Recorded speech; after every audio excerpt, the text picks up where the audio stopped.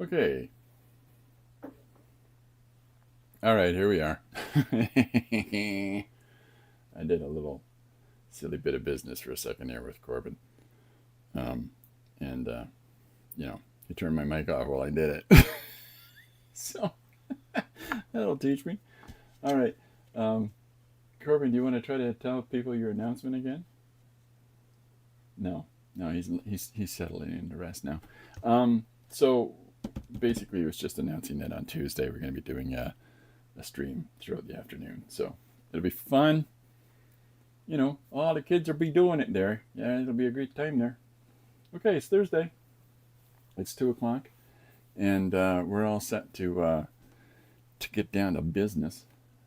This business we call show. Yeah, yeah. So Corbin and I are just chilling in the studio. We've been getting some stuff done.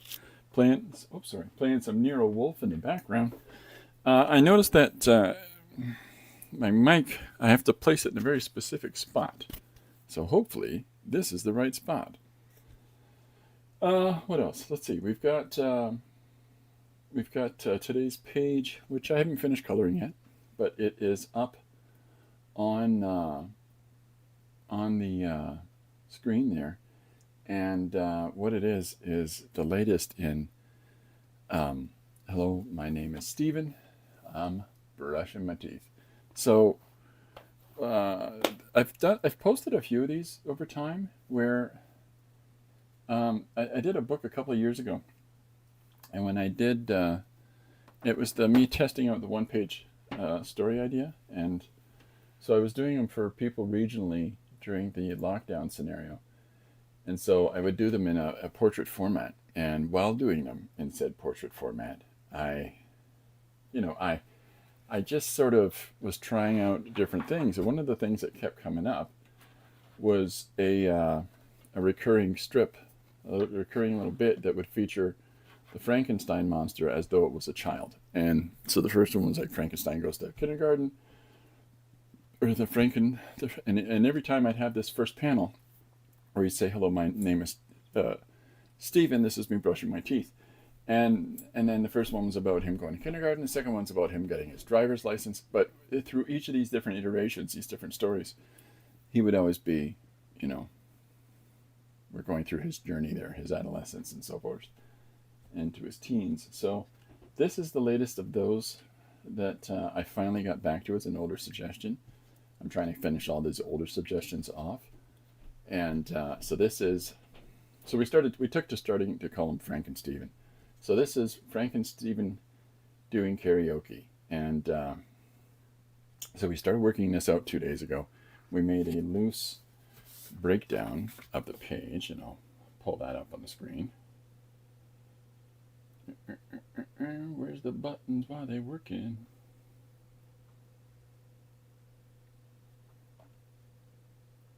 What? Why can't I see?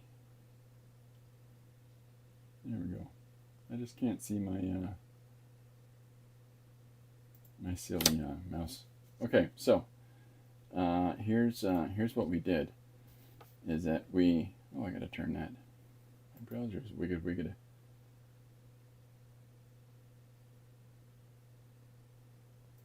Fixed it did. No, not quite. No, we're good. All right. So basically, what came about is that I got too much light on it. One sec. Better get a bucket. So, this is the breakdown that we did. That's why I thought everything was upside down. About hi, this is me. I'm brushing my teeth, and then we went through our breakdown for our page, and so we followed that with our finished imagery. Hi, Susanna, welcome aboard. And so then I did all the pencils for that, and so that's what you see here on the screen now. And I will get my big noggin out of the way. There. So that's the finished pencils for that. So then I scanned them and I put them in the robot, and so this is the color layer gone. So this is the pencils as they were done, and and scanned and loaded in. And so what I did is I took the old template from the previous ones that I used to do, which is, hello, my name is Steven, this is me brushing my teeth. And I cleaned it up and I moved it over to this format. And so there's our basic template applied to the page, which I then added the art to. And then I've got cleaned up the borders, made them pretty, and I started putting in some base colors. That's as far as I got. And because I have been working on other things today, I took a day today. We're all snowed in here in London. And I started working on the promo stuff for Tuesday. So Tuesday is going to be when I'm going to stream the majority of the afternoon, and it's going to be the official launch day for the new book. So now it's available now. It's just it's just that we're going to have a fun party day. And so I've been putting together there's some videos that are coming together for it. There's some, we're doing some different articles for it, but there's a fun series of process videos going up on YouTube and things like that. And we're going to introduce Cat's Corner with Corbin. And you get some insightful musings on the world. We've got some of those videos put together that Corbin's been working really hard on. Right, buddy? Yeah, I don't know if you heard that, but he meowed. And so it's things are in the works, and it's going to be a bit of fun. Just something to do instead of just putting out another project.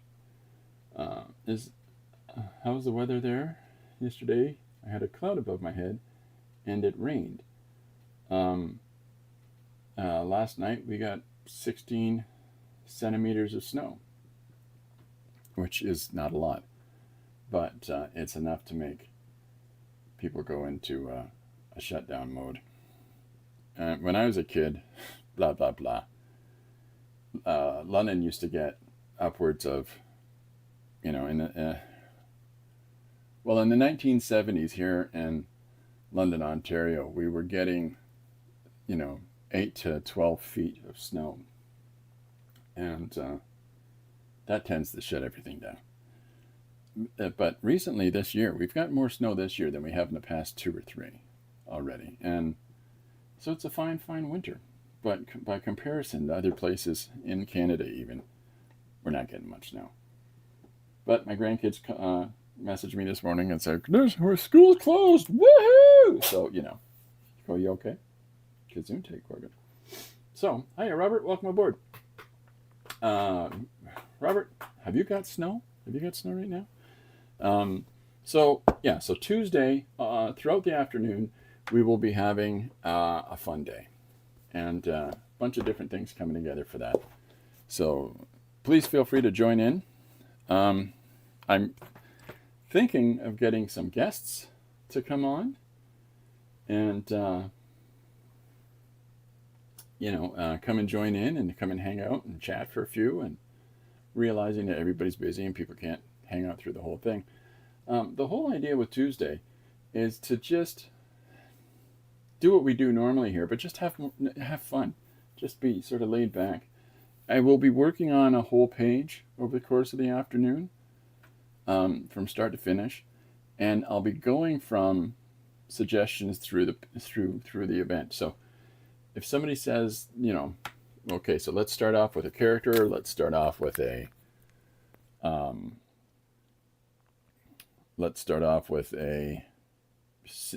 context or a scenario or something like that, and somebody says, a penguin surfing on the moon, so then I'm gonna have to draw a penguin surfing on the moon. But then, okay, what's the next panel? Let's start going through the courses of a story.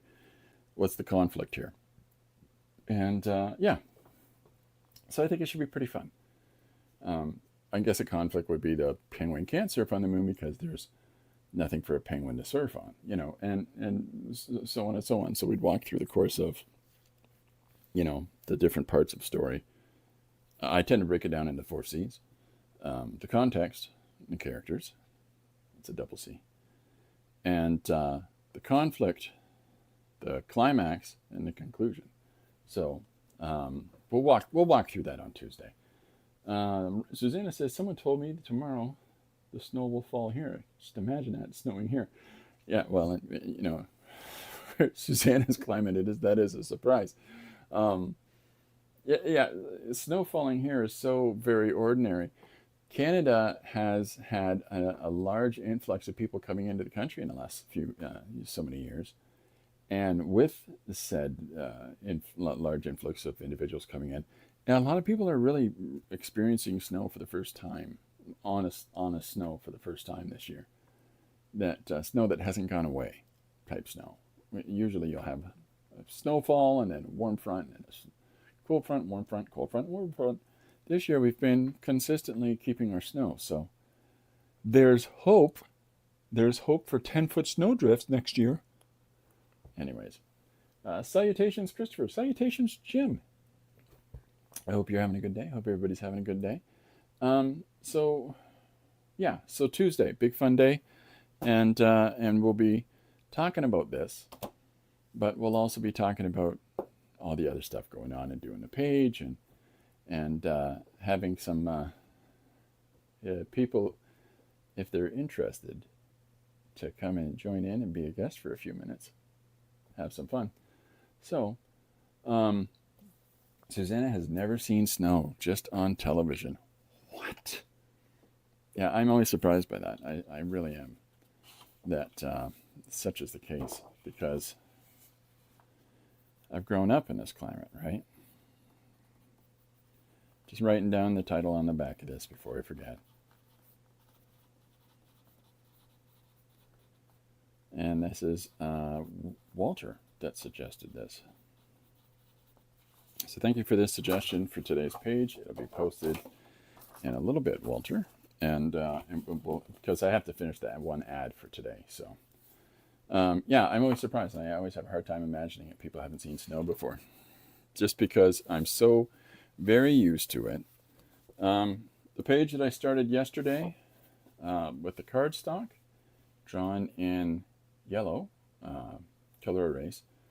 I will finish this off tonight, and then we'll get this posted as well. So, yeah. So one of the things I thought with today is something I haven't done in a little bit is some jelly plated paper. Now here's a stack I keep on a clipboard, okay, right by my desk.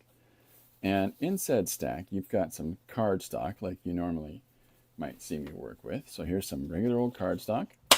You can hear the clap of that, so you know it's a little bit thicker than the sound of regular paper, right? So there's cardstock, regular white printer paper. Salutations, Christopher. It says, Chris, my comment above is my suggestion for a one-pager. Salutations, Christopher. All right, I'll put it in the book, Jim. Thanks for that suggestion. Anybody else has one-page story ideas, suggestions, piece of dialogue, couple of sentences, a greeting? Feel free to put it in the comments, and we'll put it in the book. So, salutations, Christopher. Hey, that's my name. Anyways. And that's from Jim L. So this is a Brer-Off page. And so this crazy modeled surface that you see. Hi, Linda. Welcome aboard. Hi, Tim.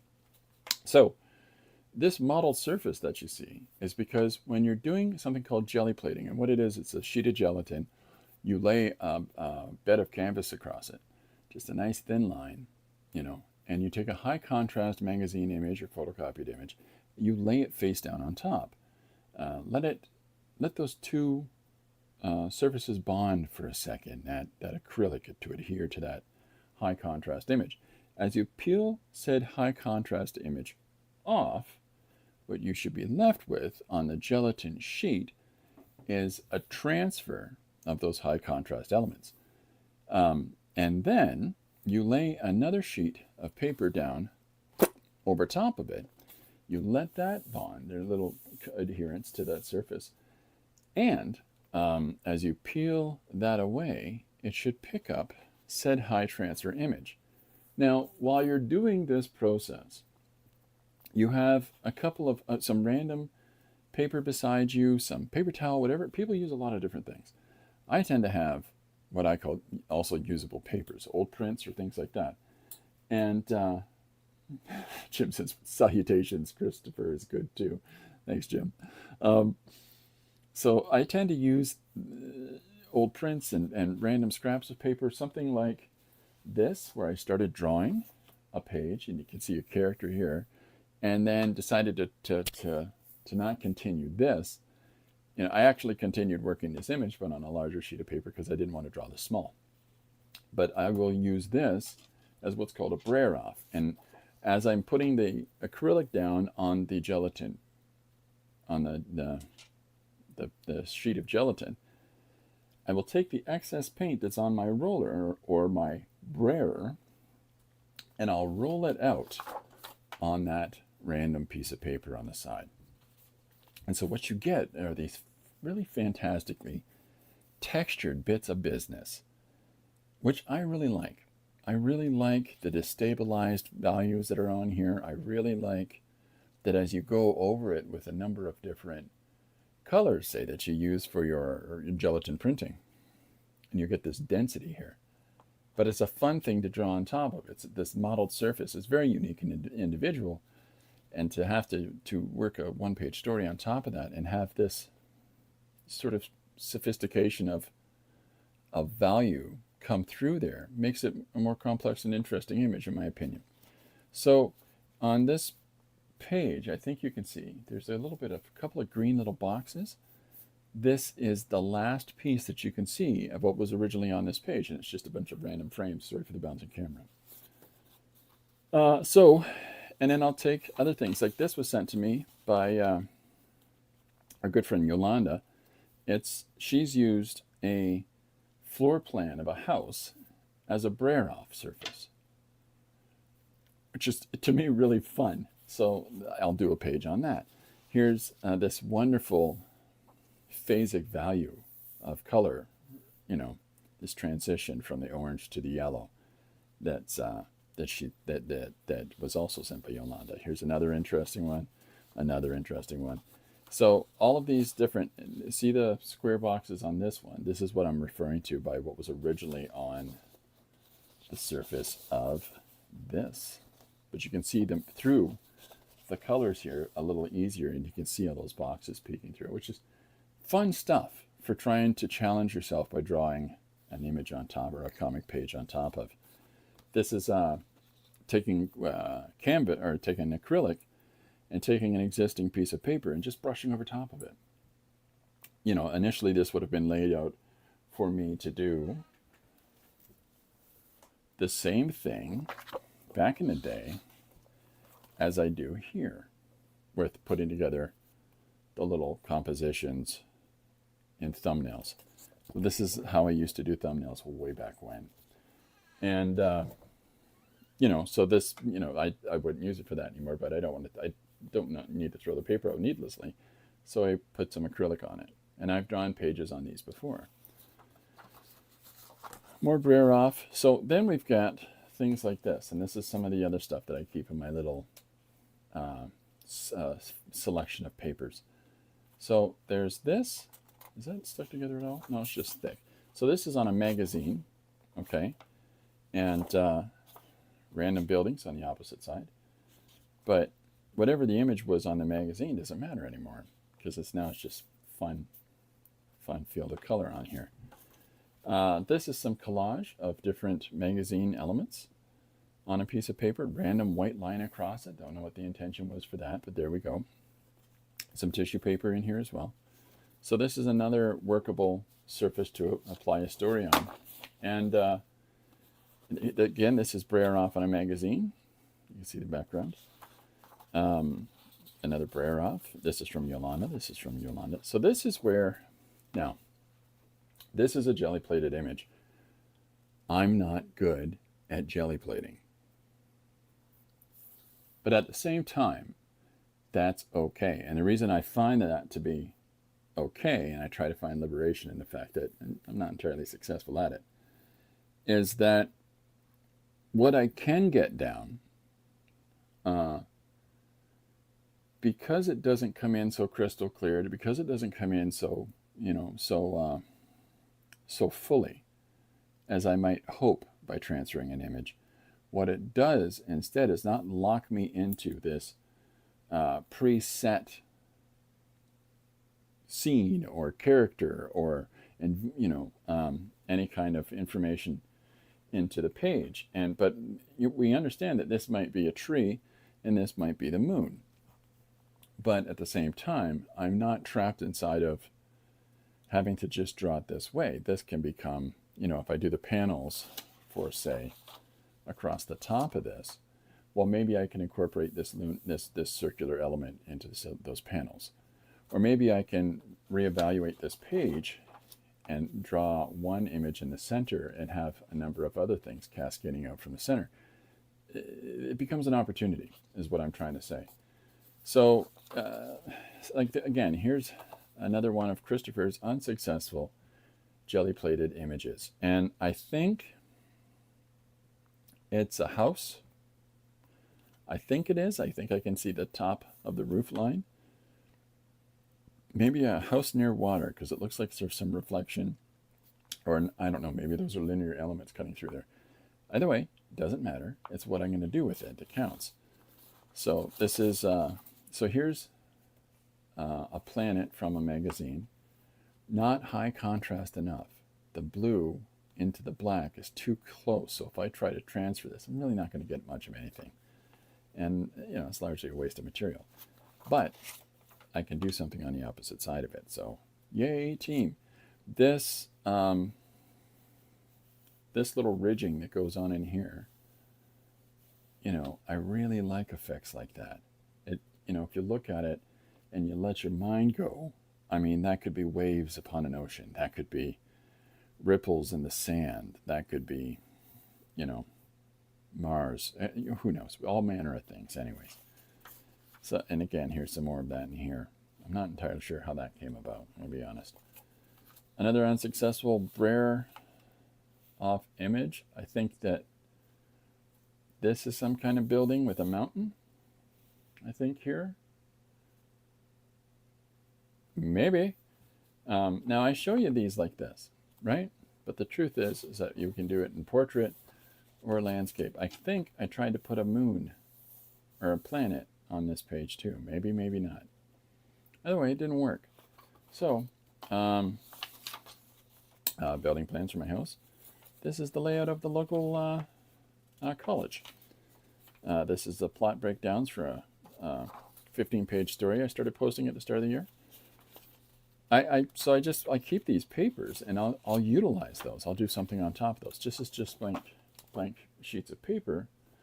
Here's another one of those thumbnailed sheets that's got acrylic on it. So the reason I'm going, there's a piece of craft. That's part of an envelope. Straight white cardstock. See how much of that there is. Lots. And a dark blue piece of cardstock. So that's just what's in this little clipboard right now. If anybody saw anything in that stack that they think I should do today's page on, please feel free to put it in the chat for this YouTube video. And if you put it in the comments for the video, because it's after the video is done, I will do that for another page. I will pick up, from whenever that comes in and do another one. So this is another thing. There's some pre-lined, pre-paneled pages. And what I'll do with something like this, I've shown you this with the one thumbnail principle in the sketchbook. But I can lay another sheet over top, put this on the light table, and then transfer through the lines onto this page. So it works as a formulaic approach to page breakdowns for, and this was for some storyboarding or some a strip for something. I think this is the storyboard one, and this was the strip, and that was the storyboard. So they were actually going this way. Anyways, so that's this big old stack and all the things that it contains. So if anybody saw anyone in there that they think, hey, that one looks complicated, try to draw a comic on that, monkey boy. Well, we'll do our best. Corbin, do you already go back to bed? My cat is getting lazy. Okay. And so what I usually do is I keep these, like I said, I have a couple clipboards kicking around in the studio. This one has a warning on it. Do not use while standing. Use only when sitting. Standing on the unit may cause serious injury, so don't stand on the clipboard. Do not pick up by the pedals, only pick up by the handle. I don't know what this warning is from, but I transferred it to my thing. Maybe at 9:45, maybe at 3:48. I don't know. It's also right, and be positive. So there we go. Oh, I just nonsensical stickers everywhere in this house. I was at the Comic Jam this week, and one of the people at the jam gave me a pin of Divine from was it Pink Lemonade? It's just so funny that somebody made a pin of that, and yeah, so it's here in the studio. So on the back of some of Yolanda's pages, there's alternate transfers that are there, and so what I've done is I've scanned all of these so that I can use this scan as an underlayment for a digital drawing.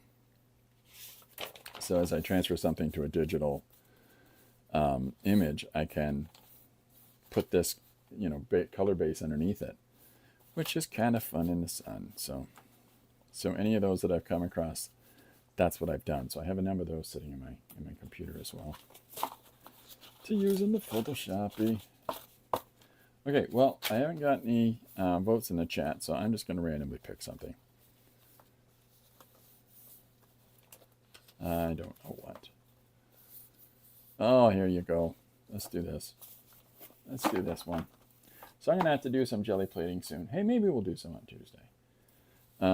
Okay, so here is our page that we're going to work on today.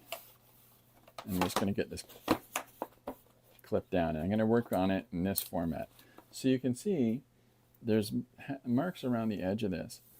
And what this is it's a 9-panel breakdown for a paper this size. So basically, when you buy professional comic pages, they come with a whole bunch of different measurements on them and divisible factors for your page, so that you can, use those as ruler line guides, like a couple hashes on this side, a couple hashes on that side, and you there you go. There's the gutters between one tier of panels and the next. They're on the center of the sides, the center from top to bottom. There's the thirds division with gutters on the sides. There's the third division with gutters, top and bottom. And so if you cross all of these lines over, you can get 9-panel pages. You can get, let me think of this. I think you can get 18 pages or 18 panels out of it. There's a whole bunch of different ways you can divide up your page. So that's what these random little lines are. Now I'm going to grab the book. That's the book. That's the book. The book of love. Yeah. So Life of Perming was done. We did that yesterday, and that was suggested by Jim. And then today's is Frankenstein doing karaoke. And for those that arrived late, this is what that looks like so far. I just have to finish the coloring in my picture and then putting in the text. Yeah, we've had a lot of cool things that we've been doing this week. We did the big If Canada Was a Theme Park, what would its mascot be? And all the suggestions for that, including Yolanda, Rachel, Frankly Mapleton, and Cat and Paste. Runciman teaching 60-year-olds to fly spaceships, and that was for Linda for her birthday. Linda, the moderator with the mostest. And someone spoiled like an out-of-date avocado was suggested by Marsh Makes Comics. So you can see all those on Instagram, Facebook, or in the last so many YouTube videos. What do we got here? Bear and a Sasquatch meet in the woods and have a conversation. We can do that. Now, there'll be another Frankenstein coming up. Frankenstein is a trendsetter wearing bolt necklaces, but I'm not going to do them back to back. So, Frankenstein's neck bolts are copyrighted. Is that right? Huh. Interesting. That's kind of weird, eh? Robert says, hi, Linda. Mysterious cat who stole a hot dog. Tribute band to a tribute. Well, that's another one of Jim's. We just did a Jim. All right, well, let's do this. A bear and a Sasquatch meet in the woods and have a conversation. That was suggested by Dee W.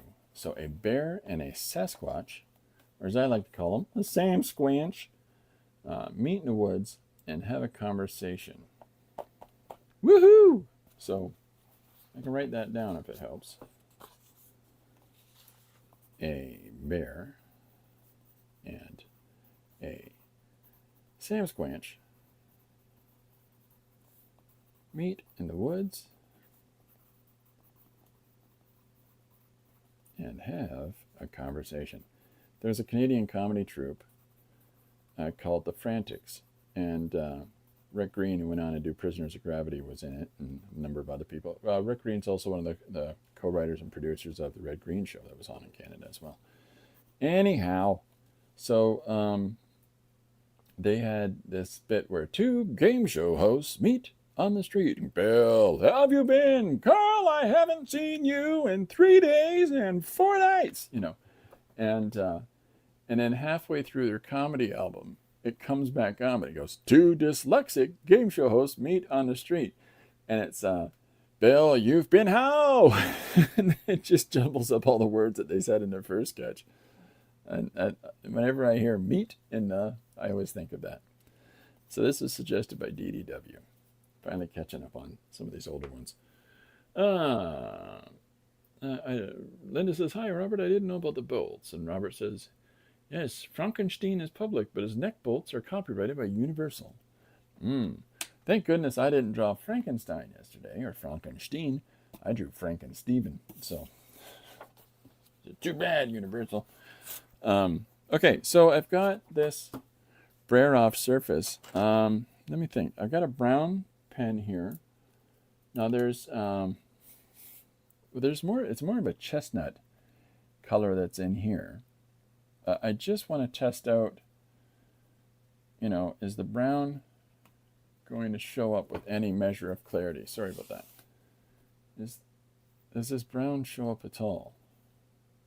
Or should we just go to white?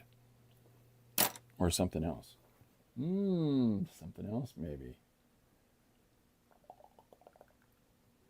Yeah. Let's take out the old tickle box and tickle trunk. Do you work on here? No. Sometimes you get different surfaces. You got to try different things out on them. Let's try this. All right, I'm putting that on your chair because you're over there sleeping again. Does that appear in here? I think so. Okay. And I know this well. So, okay, so we'll do our page on this. And what I'll do is move camera over like so that we can get the whole, there we go, the whole thing in. We in? We're in. Is everybody in? Okay.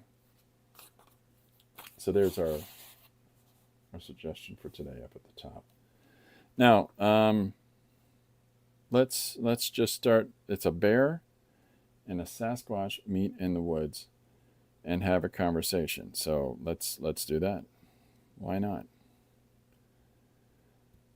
So I pulled up this. It's just a resource thing, bear. I typed in the word bear. And, we'll just, there's a good bear. We'll do that one. All right.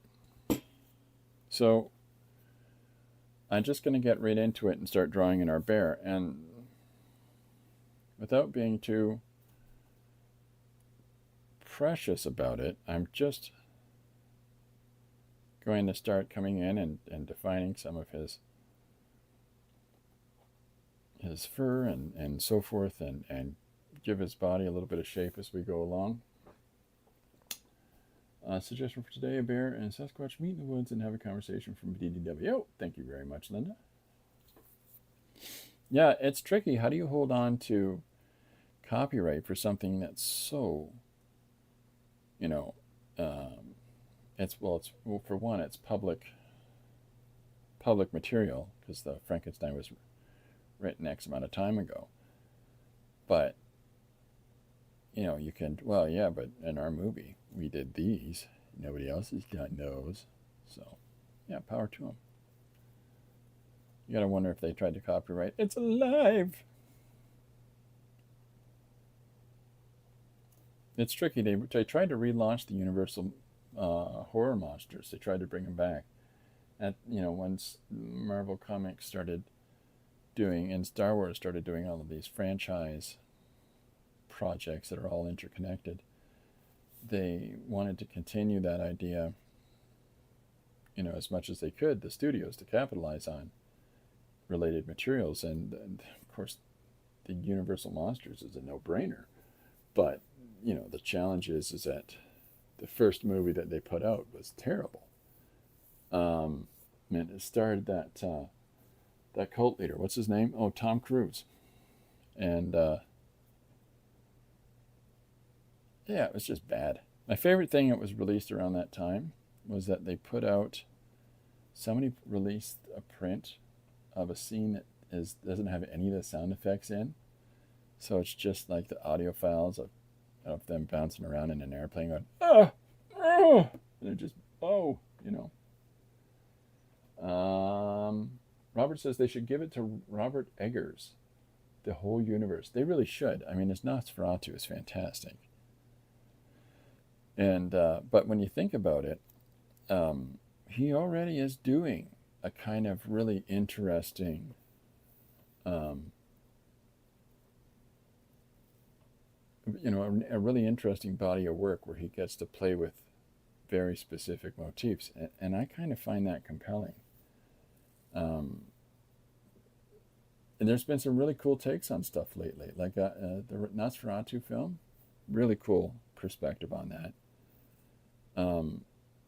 And this is the same director, by the way, who did the Vivitch, or the Witch, and the Viking. Is it just called the Viking? And then what was the other one? Was that Robert Egger that did the Fish People? So I think the Lighthouse. Yes, the Fish People. So he's kind of secretly doing it already with some of these. There's a witch. There's a mare people. There's now Nosferatu. He's kind of already doing it. Very sneaky. Another thing that's interesting recently for scary re-envisionings of old character type. There's a series on television on, I think it was Netflix, called Midnight Mass. And I got excited because there's a fantastic comic called Midnight Mass. Nothing to do with it.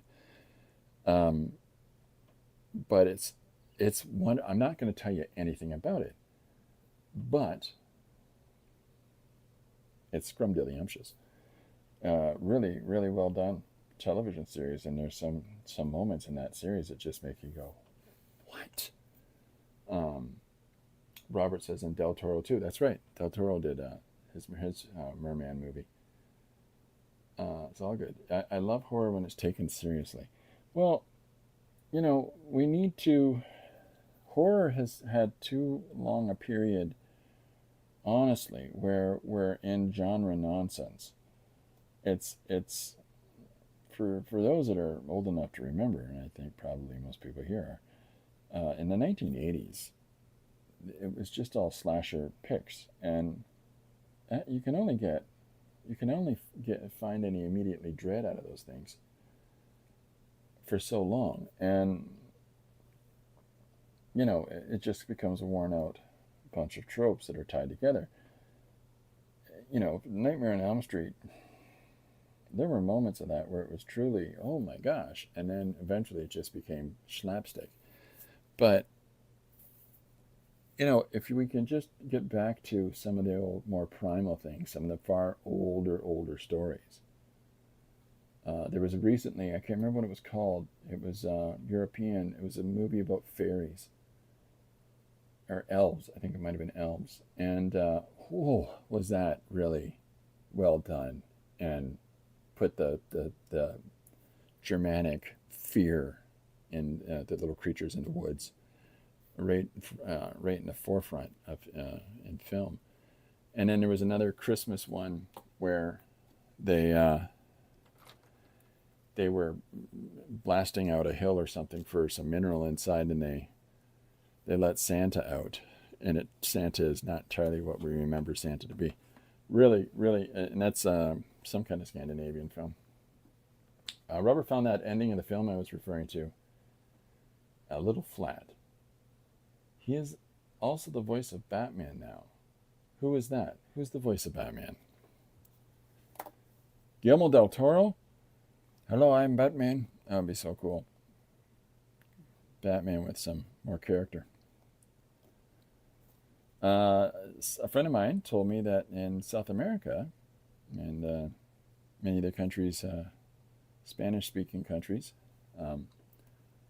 Batman's name is Bruno Diaz instead of Bruce Wayne, because how would Bruce Wayne blend in, in the Latin world? And so, as these comics are made specifically for people in the Latin world, why would they keep his name as Bruce Wayne?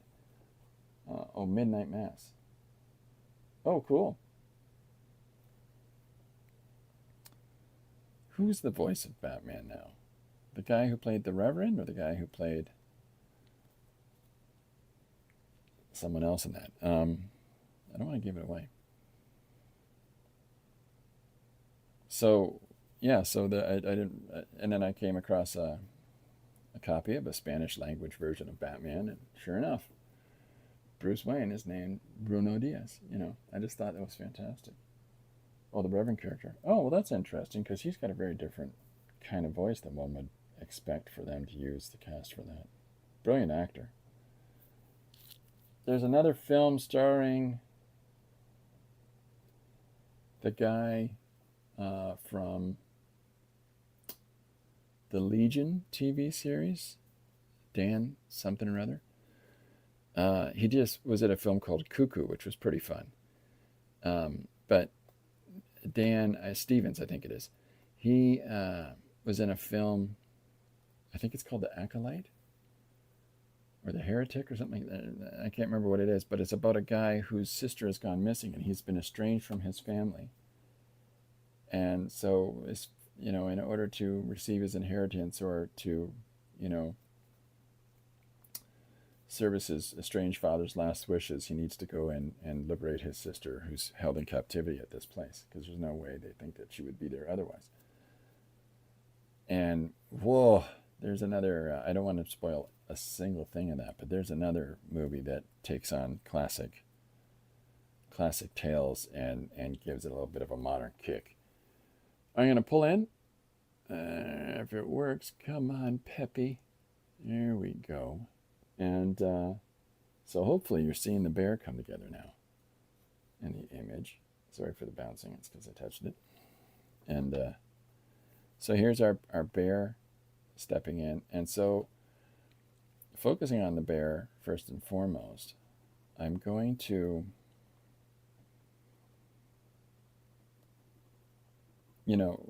draw the scene around it. But I want to get the bear down first. I have no real governing approach to how I go about drawing things. I just start drawing something, and away we go. So let's get that sort of emphasis line lightly in there around the outside of our character here, just to sort of pull him off the background. See if that makes it easier to see. Yeah, I think so. So here's our bear coming in, and we got his arm drawn down here, and so on and so forth. Yeah, so I'm considering having some guests on Tuesday. I'm going to be reaching out to some people this weekend about it and seeing what they can fit it into their schedule. But if you'd like to be joining in on the thing, let me know. We'll figure that out. I'm trying to figure out how. Because I don't have StreamYard anymore because it was stupid money, and they just jacked up the amount it cost for me for the year times 3 of what I was paying, and now I'm out. So I'm just trying to figure out how we can have some guests in other than physically here in the studio, which is a very doable option.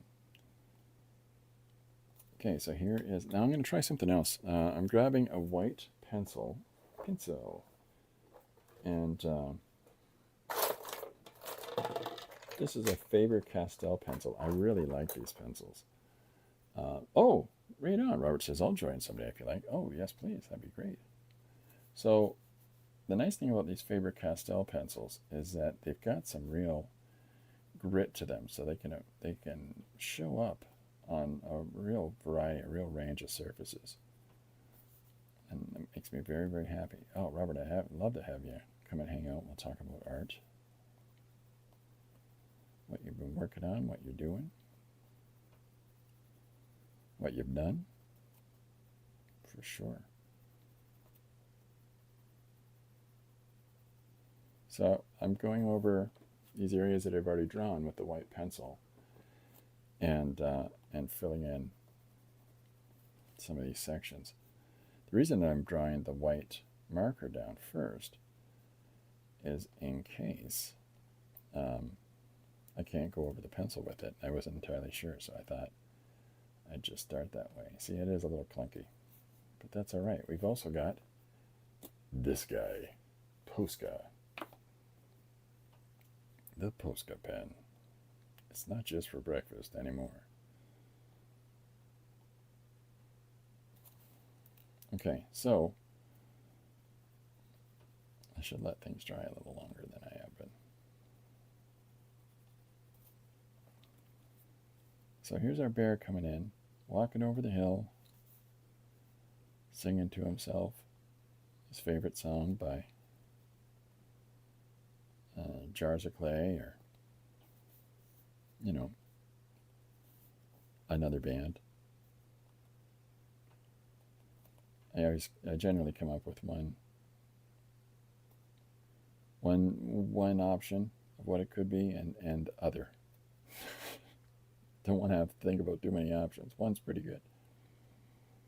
Other just leaves it wide open to anything else. So now we're putting that hind leg in here, and then his posterior end.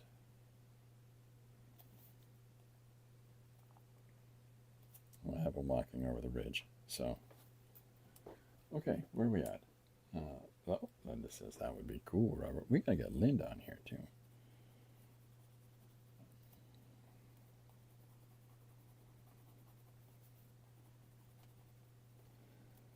I'm gonna be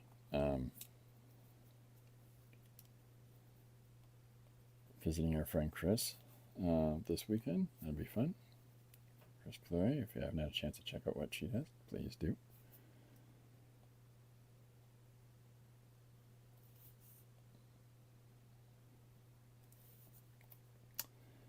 So there's our other leg in place, and we'll add some little elements in there.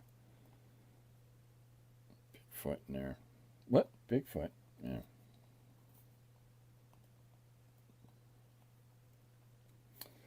All right, so again, get some of this information in here as we go along.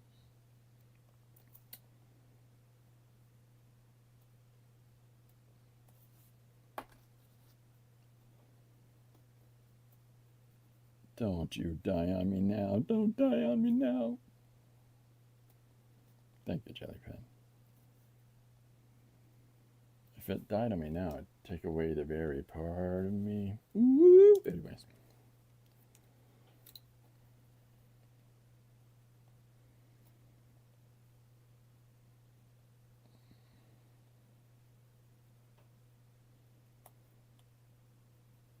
Okay, so here's our bear. And now we'll put him in a little scene as well.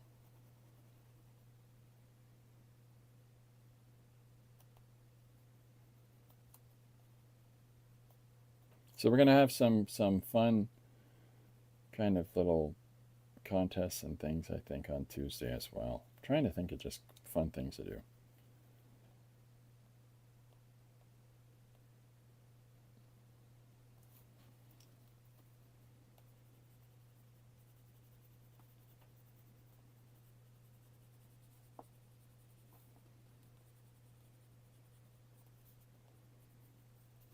Okay, so here's our bear.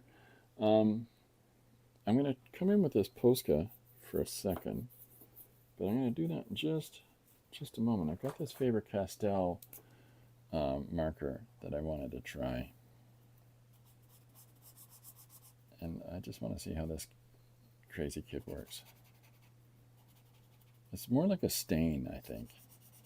It's kind of like the Fedenosuke white brush pen. I'll show you this. So you can come in and put your lines in, and then, you know, go away for 6 hours, and it'll start to dry, and you'll see the white coming through. But it's challenging if you're trying to draw, you know, and see what you're doing along the way, because it doesn't quite work that well. It just sort of makes your page look wet before it starts appearing. See if it works on this, because it is acrylic I'm trying to draw on. Ever seen any white come through at all? Well, I guess I'm not getting sponsored by these guys. I talk about some tools so much, I've been joking lately that I should be, you know, they should be paying for my house. I ain't got no respect, I tell you. So I'm just going to do, for this background,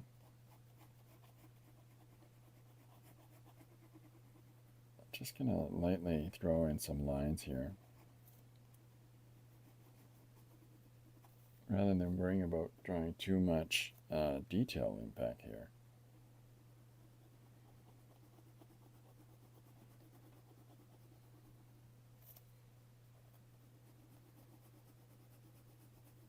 And then maybe we'll be a little more dense in other places. Could even go so far and out to make that a little more legible. We'll do a little bit of crosshatch in there.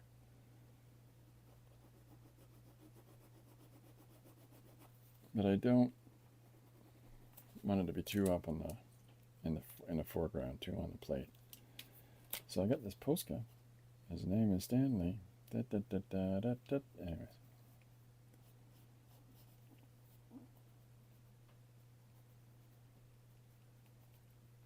So I'm using the tip of my finger to spread this white around, diffuse it a little bit.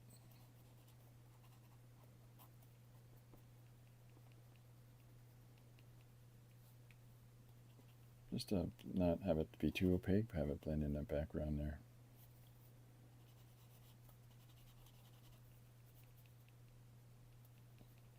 That's a little more interesting that way. And it still lets some of that detail pop through in the image itself.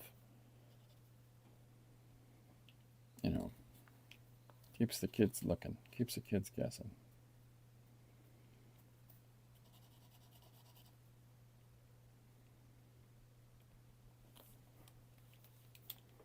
Yeah. And then we'll do some of the same sort of thing down here in the foreground as well. But first,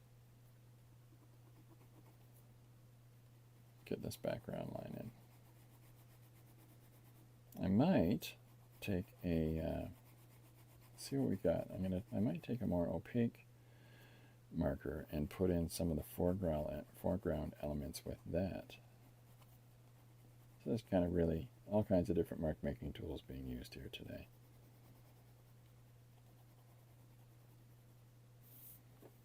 There we go.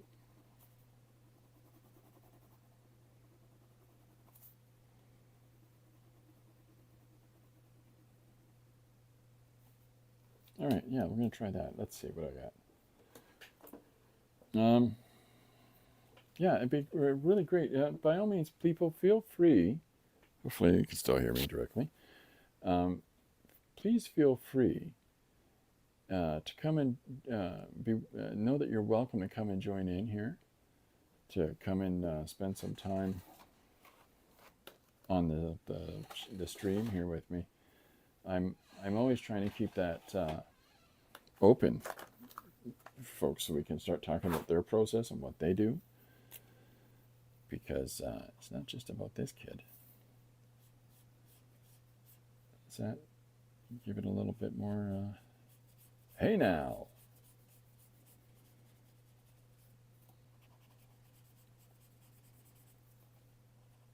Yeah, that's all right.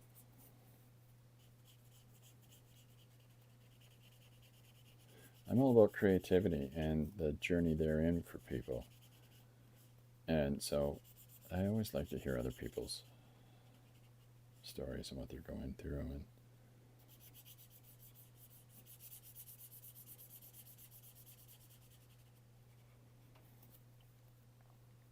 so feel free to let me know if you're interested in coming and hanging out. So this is just a water-based, non-toxic. So we'll see how well this sticks around. But still just going to put some of that texture in there. But I think it does a good job of pushing that background back. Hence the name.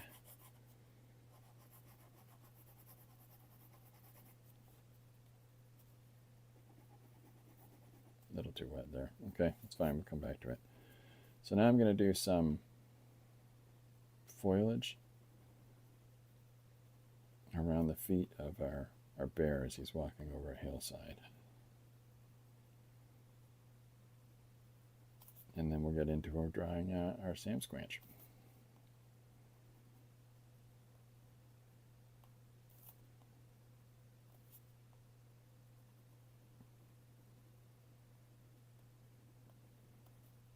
Yeah, there we go.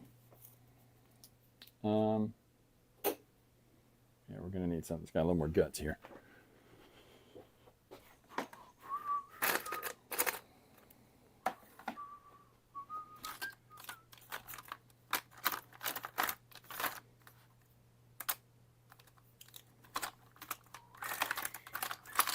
I've got Chicago in my head now.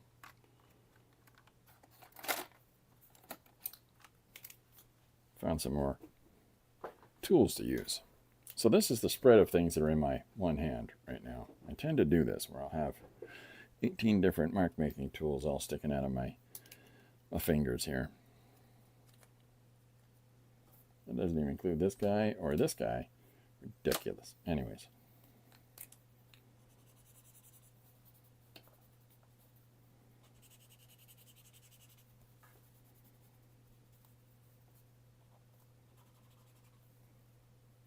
Okay, there's that. Come in with that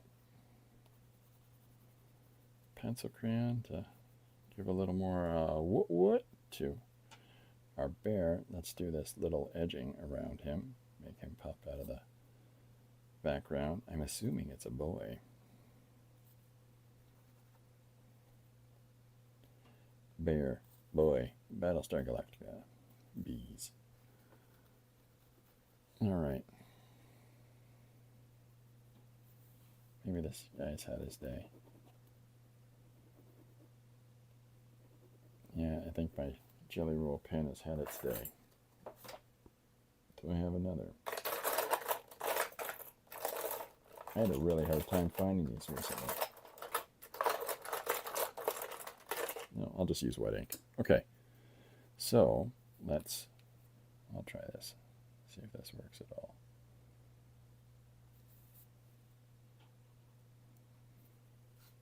We'll see.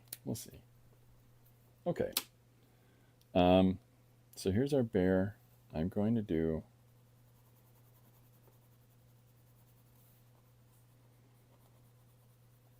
a little misting here behind the bear.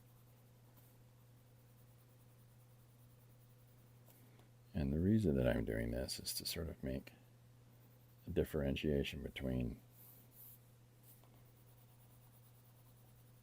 foreground, background. Hopefully that's coming together. All right. Now I've got to put some of these down. I've got a couple of different brown. This is a brown Denisuke pen. So, or marker, I'm sorry. So we'll see what it does for us.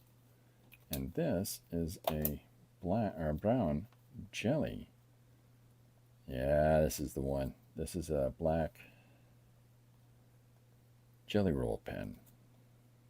Jelly roll, yeah, it's a pen. So it gets some really nice dark brown pinches of value in there. So I can make that our foreground pop a little bit and put some little accent points in our bear. A couple little separations of,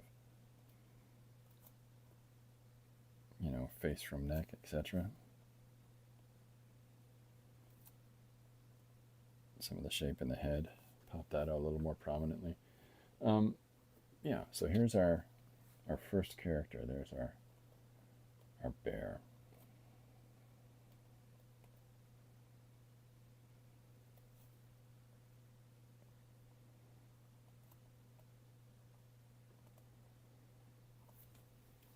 And then we're going to put some more details in here.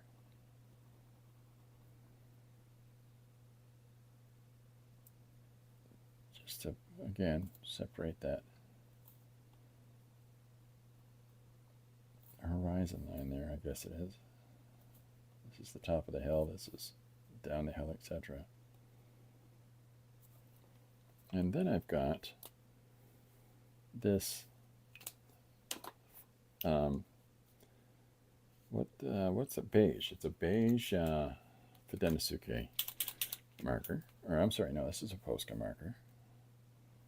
So I'm putting this line in and then drawing down from there.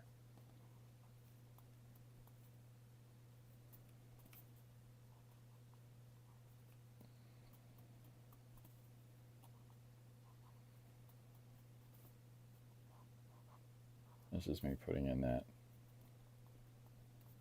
top of that horizon line there. And I'll do it one more time.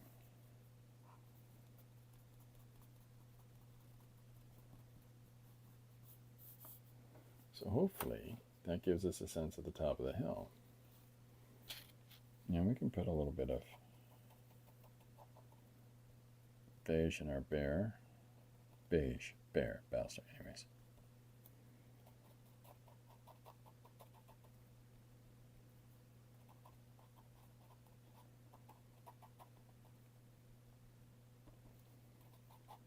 Oh, you know what I could have done is use some of those. I picked up some Staedtler brush markers. Let's see if they work in here too. Really nice earth tones.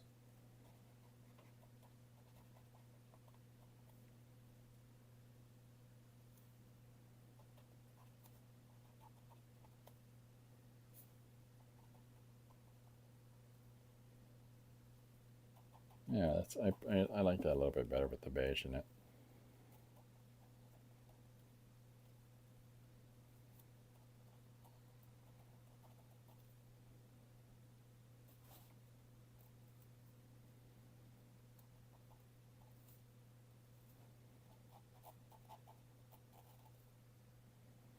Yeah, okay, so here's our bear coming together. I don't know how much that beige separates out there. Now I've also got 1, 2, and V3? Nope.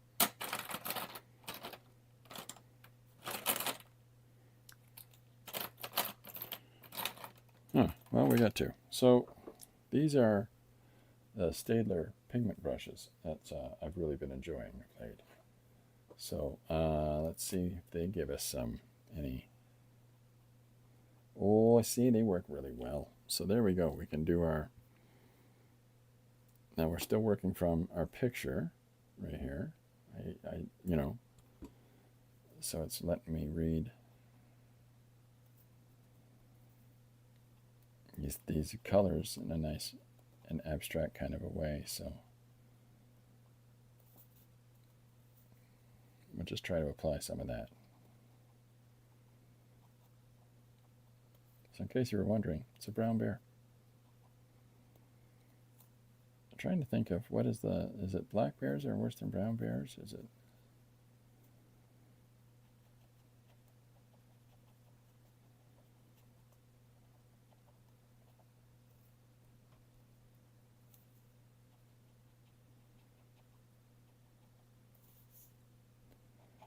Okay, now we've got his other leg going in. There we are. Okay.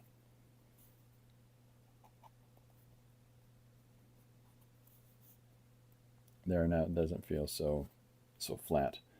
Okay, so here's our bear hip hop happening. A bit of an ochre.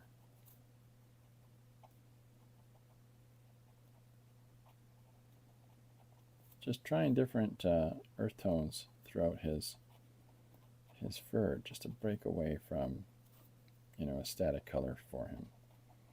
I like the idea of having a few different colors within his fur. A little more realistic, I think.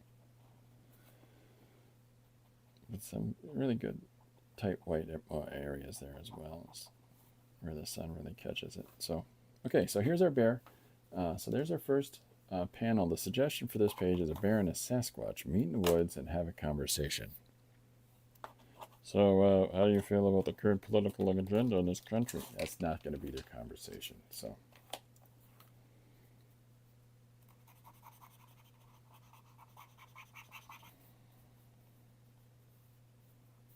I want to get a little more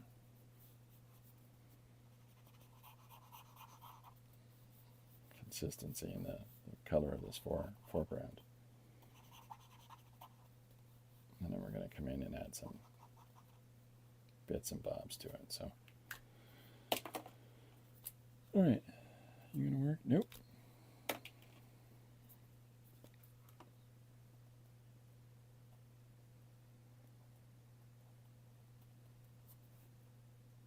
So I really enjoy working on these sorts of surfaces where you've already got all this mess of information in the background. And so, I mean, it just let it be what it is and just add elements to it and let those crazy different colors from the printed surface. Like, we're really fortunate that because of where that blue was located, as I put this white in over top for the sky, there's this little blue that's moving through that. So Linda says it's a very rugged looking bear. Oh yeah.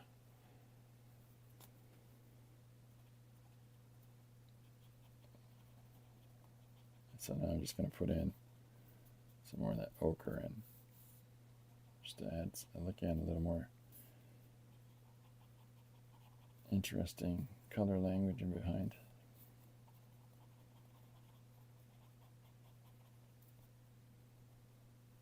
Yeah, and so my one finger ends up just whatever color by the end of all this. So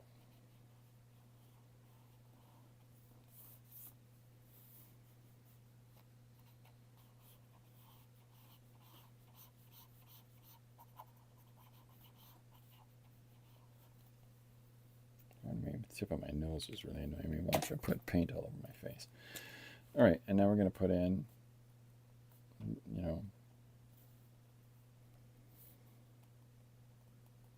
pebbles or whatnot in the foreground.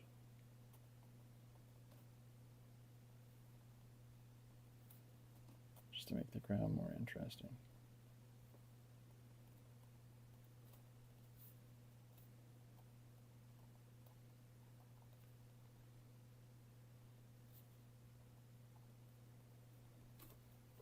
Is that popping through there? Is that coming out in the camera? I think so. Linda says, thumbs up for Christopher, please, and thank you. Oh, that's very nice. Hey, thumbs up for all of you.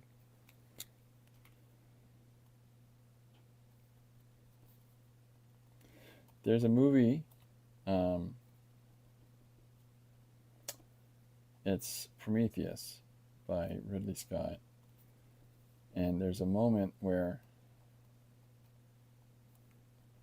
a bunch of characters are flying a ship,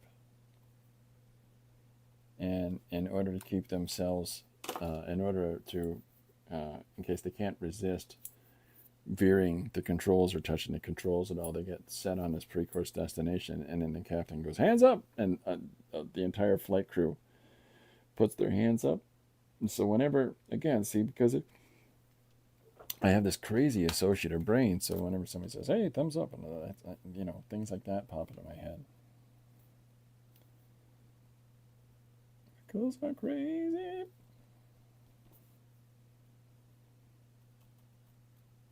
So there's a little bit of texture in our foreground. Yeah, I'm excited to hear what people are working on. If anybody wants to tell me, put it in the chat or anything like that, and let people know what your current projects are, that'd be great. It's always nice to find out, what other people have got coming up and things like that. So.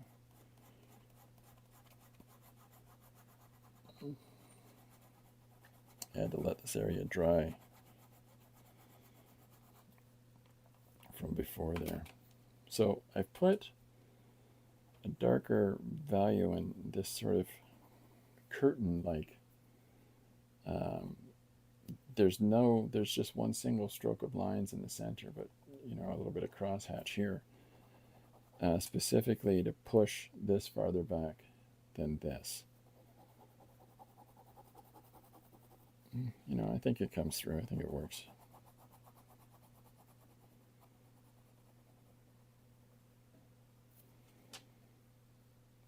All right, so there's our bear, and I may come back and look at this and go, oh, I want to add some more things to that. But for the time being, we're pretty good with our bear. So what do we got? What's next? Bear and Sasquatch meet in the woods and have a conversation. So our Sasquatch is the next thing that we got to put in. So why don't we do the stereotypical thing? Well, here's a couple things we can do. We can draw the famous Sasquatch wandering through the woods area as our Sasquatch character right off the hop, or we can try something a little bit different and have let's have it so that as our bear goes over this ridge line, he looks down in the valley below and sees a Sasquatch, up to silly business in the woods. So let's draw in. This will show up a little easier in a second, but let's put in a couple of trees. And the tricky part here is that if I do the same image over two panels, I'm going to have to draw both of those things in. So what's nice is the green base that we're drawing on here lets us automatically have that underlying value already sits there in our image, and there's our green for the forest. Nice and quick and easy. Now, one of the things I could do is just draw this background in once and then draw a couple of images of the Sasquatch that go to be laid over top of it, so I don't have to draw the same background two times. And the more complex it is, the more challenging it's going to be able to do that. So we'll see. We'll see how I'm feeling. But at the very least, let's start to construct our scene. And and we'll go from there. So right now it looks like I'm just filling in dark values into an already hodgepodged background. Let's see if you decide to work now. No, you are just pointless. Faber-Castell white is a stain. It is a staining marker more than it is a simple white application marker. It's just, it stains the paper. But if you're unable to get through to the surface of the paper, like say with a paper covered in acrylic paint, you know, staining marker's relatively pointless. All right, so I'm going to use this instead.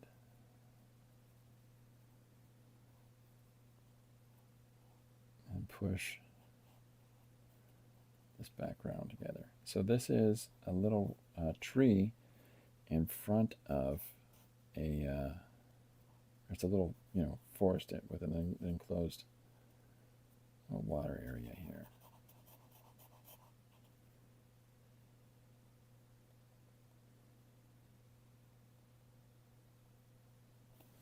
So we'll start putting that information in here and using this Posca pen the same way as we did with the sky in the first panel. And we'll start putting in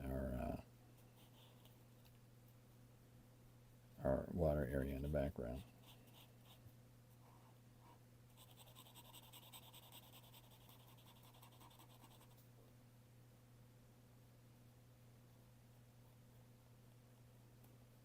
Suppose I could just go over the tree and then come back over top of it.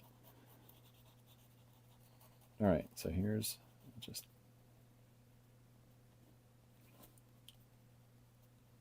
finger has so much pigment on it, you couldn't pick up or move the paint around anymore. All right, excuse me for the bouncing camera. So here is our, you settle down, kid. There you go. Here's our background coming together now. So I've got some trees in our foreground, and let's put a log here. And so what I'm going to do is I'm going to draw the two Sasquatches right here and right here. And then when I scan the image, I will take these two Sasquatches, I will replicate this panel twice in a row. And the idea is the first panel has a Sasquatch crouched down, and the second panel has a Sasquatch standing up and looking towards the viewer. And, you know, we can have this person's, the bear's narrative, you know, hey, what's that down there? What's that guy doing? You know, and, uh-oh, he smells me. And, you know, so we can have this, the Sasquatch hunched over something here, and he goes, sniff, sniff. And then he says, and then the bear says, uh-oh, he found me. And then we have the Sasquatch stand up and go, oh, all right, what do I do? What do I do? These guys are weird. Nobody wants to talk to these guys because they're odd.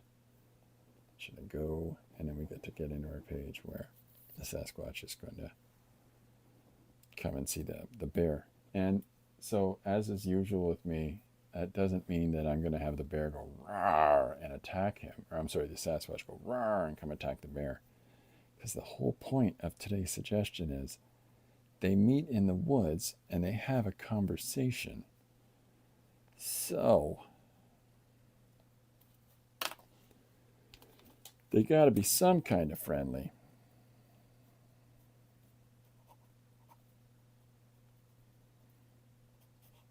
Because they're going to have a conversation. Pardon me, do you have any Grey Poupon mustard?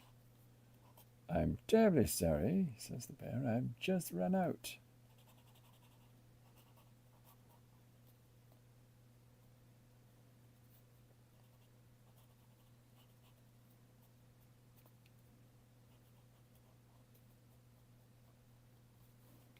Okay, so here's the other side of our, putting a little log in the foreground.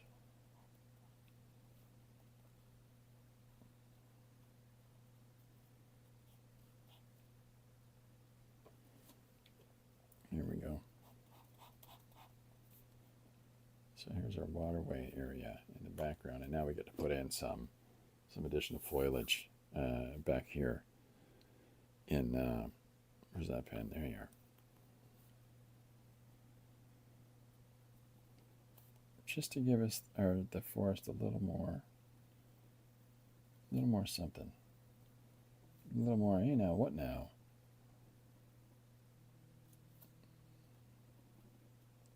What time are we at? 3:21. Why is my wife calling me? From upstairs. I'll have to call her back in a second.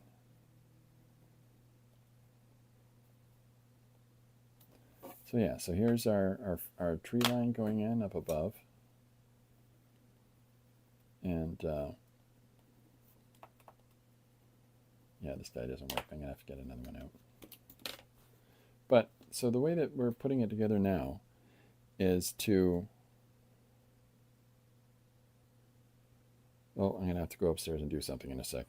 The way that we're putting together now is that I'm drawing the view of the forest area with a little river running through it, and I'm going to have at this tree stump, I'll have the Sasquatch hunched over, and then I'll have the Sasquatch standing up. And so there's how our two characters come together, and then we're going to get into their conversation as it happens. But yeah, we got a good bit of stuff put together today. I'll be posting our Frankenstein doing karaoke page in an hour, within the hour, and at the same time tomorrow we'll be posting our what was yesterday's suggestion? I have it written down. Anyways, but it's drawn in yellow pencil on a dark blue cardstock. So we're gonna continue to round out our interesting different choices of mediums each day. I think this week. So yeah, but I'll be back tomorrow afternoon, and I hope to see you then. In the meantime, I appreciate everybody coming by. Thank you very much, Linda, the moderator of the Moses, and everybody that's come in to join us. And I'll see you tomorrow. Have a great day. Bye for now.